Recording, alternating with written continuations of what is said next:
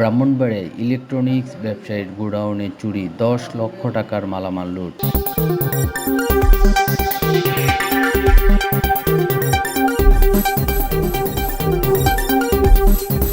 এবার বিস্তারিত। ব্রাহ্মণবাড়িয়া শহরের পূর্ব মেটা এলাকায় ভাড়া নেয়া একটি বাড়ির গোডাউনে চুরির ঘটনা ঘটেছে। রোববার দিবাগত রাতে এই চুরির ঘটনা ঘটে।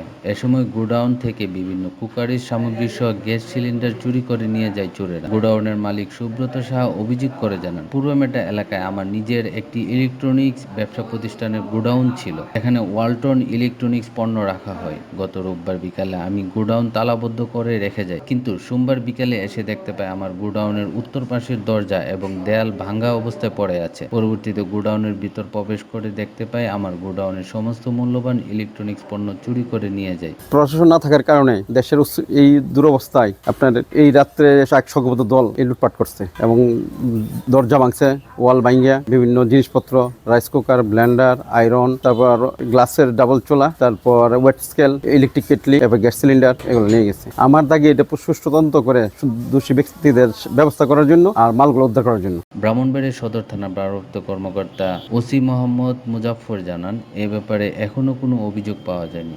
অভিযোগ পেলে আইনগত ব্যবস্থা গ্রহণ করা হবে।